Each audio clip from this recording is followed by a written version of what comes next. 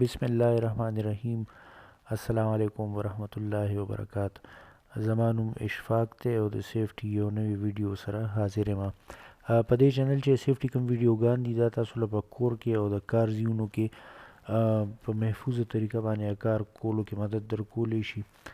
کوم ملګري چې نبوش انټرنیشنل جنرال سرټیفیکیټ آی جی سی یا د انټرنیشنل ډیپلوما یا د ای اس پی او سی اس پی تیاری کوي نو دا ویډیوز هغوی له هم مدد ورکولی شي. زموږ نننی ویډیو د الکتریکل او هایبرید چې کوم کارونه راځي بجلی چې نن سبا کوم نوي ګاډي راځي او هایبرید ګاډي راځي هغې کې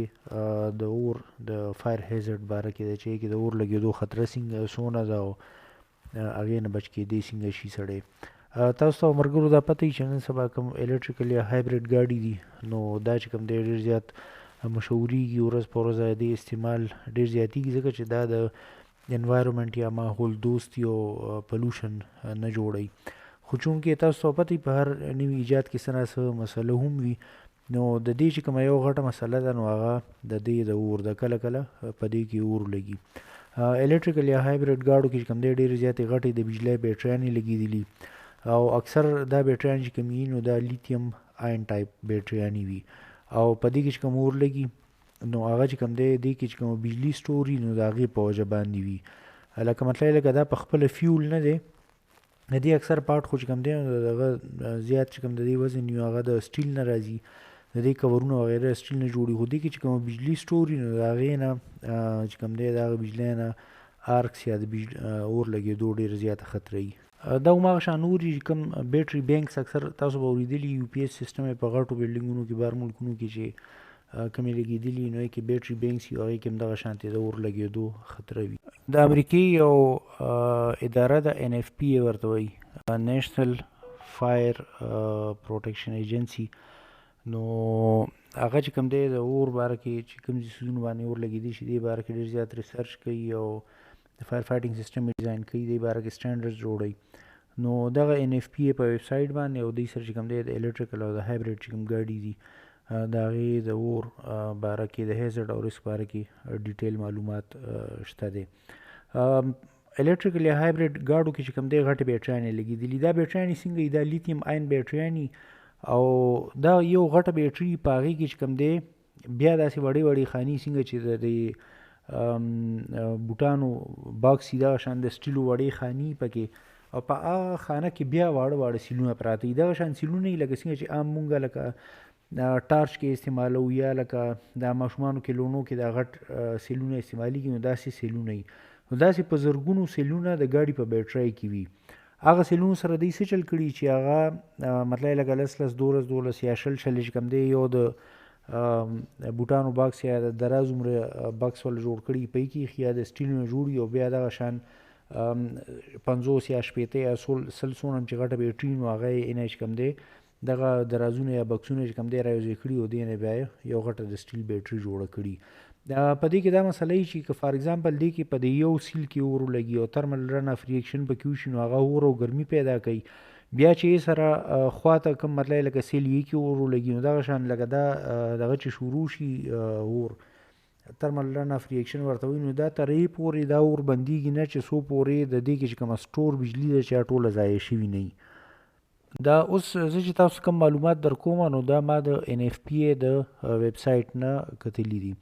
هغې وایي چې کله د بجلی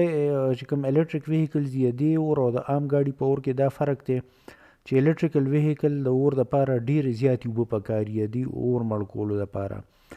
لکه مطلب لکه دې لپاره تقریبا 1000 ګیلن 1500 ګیلن 2000 ګیلنه پورې اوبه پکار دي. عام ګاډي باندې چې اور لګي لکه په انجن یې ولګېدو یا په کرسۍ یا صوفې هغې کې چې کومه کرسۍ پرتې سیټونه وغیره باندې ولګېدو نو هغې دپاره دونه زیات مقدار کې اوبه نه وي پکار. بله خبره دا ده چې دې بیټریانې اکثر ډېرې زیاتې غټي او ډېر په سخت ډیفیکلټ ځای کې ایښي مطلب لکه اکثر دا کوم ځای کې پخوا به اکسل راتلې سیټونو لاندې چې کوم ځایونه دي د انجن چې کوم ځای دی په هغې کې دا د انجن ځای کې نه خو د سیټونو لاندې چې کوم ځایونه دي یا له شاته ډیګی مختلفو ځایونو کې دا بیټري پرته وي نو کوم کسان چې اور مړ کوي ته دا پته نه لګي چې دا بیټري به په کوم ځای کې پرته وي نو د دغه مشکل لوکیشن په وجه باندې دې اور مړ کول چې کوم دی ډېر زیات ګران دي. بله خبره چې کوم کوي وایي چې یاره دې اور مړکول کې ټایم ډېر زیات لګي، لکه تقریبا 1 غنټه په مسلسل وباچې نو هله به د الکتریکل ویهیکل چې کوم اور دی دا مړ کېږي. دې کې چې بله کومه غټه خبره ده نو یې ته ری اګنیشن وایي. مطلب دا دی لکه تاسو اور مړ کو د یو ګاډي، تاسو نه لاړئ غنټه پس 2 غنټې پس ایون تر 22 غنټو پسه پورې په دې کې دوباره بیا اور لګېدی شي. دې نه څه اوازونه راوځي څنګه چې بوډبوډکو اوازونه وي، آوټ ګیسینګ دې شروع شي، څه مطلب لکه سپینه غوندې کې لوګی ترې نه راوځي او د هغې نه پس په دې کې دوباره اور ولګي. د دې اور په وجه باندې چې کوم دی دا ګاډی ډېر زیات کاربن موناکساید او کاربن ډای اکساید کریټ کوي. بله خبره دا چې کله دا اور مړ کوي کوم نوزل دی دې نوزل سره د بجلی د شارټ خطره کمه ده. مطلب لکه دا الکتریکل ویهیکل دي خو شارټ خطره پکې کمه ده. بله خبره دا نوټ کولو قابله ده چې کله هم الکتریکل ویهیکل باندې ګاډی اور ولګي نو دا دغه پرنګ نه وي، لکه دا د انجن د ګاډي پرنګ نه شي انجن دې بند کو نو بند شو. دا ګاډی اکثر اتومیټیک او دا چې کوم دی لکه اور پې لګېدلي او دا روانېدی شي. نو ښه خبره دا ده چې دې ټیرونه وله اوچت کړی شي، په دغه په جیک باندې وله ټیرونه اوچت کړي، ښکته یې سبلاک وغیره کړي چې د اور دوران کې دا ګاډی روان نشي. د دې بیټرۍ نه چې کوم دی موټر ورته 4 واړو پایو کې دی اکثر موټر یې ته غټ د بجلی تارونه راغلي. کله کله د اکسیډنټ دوران کې داسې کار کېدی شي چې مطلب لکه کوم مسافر پکې ناست یا ډریوران پکې ناست دي، د هغې د راویستو لپاره اکثر بار ملکونو کې دوی سره غټې کینچیانې غوندې کي، په یې باندې دوی دا ګاډی کټ کوي چې خلک ترې وباسي د اکسیډنټ دوران کې. د الکتریکل یا هایبریډ ګاډو کې دا خیال ساتل پکاري چې دغه ګاډي کټای دوران کې دغه تار زخمی نه شي. که دغه تار زخمی شي نو دغه نه چې کوم دی چې کوم کسان یې د ګاډی کټ کوي ته د شارټ لګېدو خطره کېدی شي. که چېرته الکتریکل یا هایبریډ ګاډي باندې اور ولګي او بیټرۍ اور نه یې اغوستي، لکه سیټونه یې اغوستي یا بل ځای یې اغوستي، نو بیا خو چې څنګه عام ګاډي باندې اور لګېدلي وي هماغه شانتې کټ کول پکاري. بله خبره دا ده چې بهر ملکونو کې اکثر د اور مړ کولو والا خلکو سره خپل کمپیوټري یا مطلب لکه ورسره ډاکومنټس وي، نو هر ګاډي باره کې ډیټیل کې معلومات وي چې یاره په د دې ګاډي بیټري کوم ځای پرته ده، په دې کې غټ چې کوم تارونه دي یا کوم ځای کې تللي دي چې مطلب لکه په خطا کې تار کټ نه کړي یا چې په بیټرۍ باندې ډایرکټ اوبه واچوي. یو بله طریقه دې دا راوستې چې دوی سره غټې ټینکۍ وي، دونه غټې چې پکې ته موټر دننه یې ښوی شي او په هغه ټینکو کې اوبه وي او هغې کې براین سلوشن وي. براین دې ته وایي چې په اوبو کې مالګه میلاو کړي، نو چې اکثر په داسې ګاډي باندې اور ولګي نو په 24 غنټو کې هغې په هغه براین سلوشن کې کېږي چې یاره دې کومه بجلي چې هغه ضایع شي، شارټ سرکټ وشي یا ضایع شي او اور پکې ونه لګي. NFPA دغه رنګ ګاډو باره کې مختلف ټریننګز ورکوي او دې نه علاوه ډېر ښکلي معلومات هم دی په ویب سایټ باندې شته، تاسو کتلی شئ.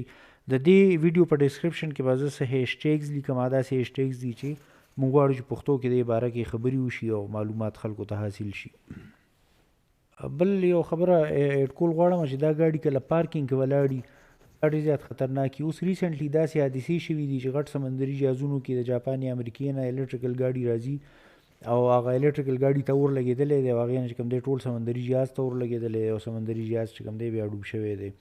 نو دغه رنګ دا چې کله په پارکینګ کې دننه په بلډینګونو کې ولاړ نو دا ډېر زیات خطرناک کېدی. د دې یو طریقه دا ده چې ګاډي آوټ ډور ولاړ لکه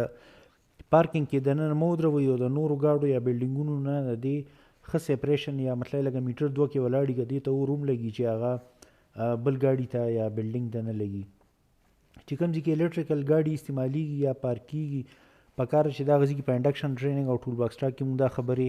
شاملې کړو. زموږ چې کوم لیډرشپ دی او لابیز دي، پریشر ګروپس یا لیبر یونینز دي، یې له پکار دي چې موږ خپل لیډرشپ په دې باندې مجبور وکړو چې یاره چې کوم نوي راروان ټیکنالوژیز دي چې باره کې قانون سازي وکړي او خلک چې کوم دی خلکو کې آګاهي راولي او مطلب لکه پرو اکټیو سوچ لري. د دې باره کې موږ په سایټ باندې کارځایونو کې HEC ساينس لګولی شو، HECU کې اوشا او ټولو نه ښه معلومات دی کې به تاسو ته د NFPA په ویب سایټ باندې میلاو شي. که تاسو سیفټي باره کې نور ویډیوز کتل غواړئ په دې چینل کتلی شئ، لایک شیر سبسکرایب یې کوئ. که څه نوي ویډیو کتل غواړئ یا دې کې څه تصحیح کول غواړئ کمنټس کې لیکلی شئ. الله پاک دې زموږ د ټولو حفاظت وکړي. الله اصلي حفاظت کول والا دی، په لوی الله م سپارم. د الله په امان. السلام علیکم.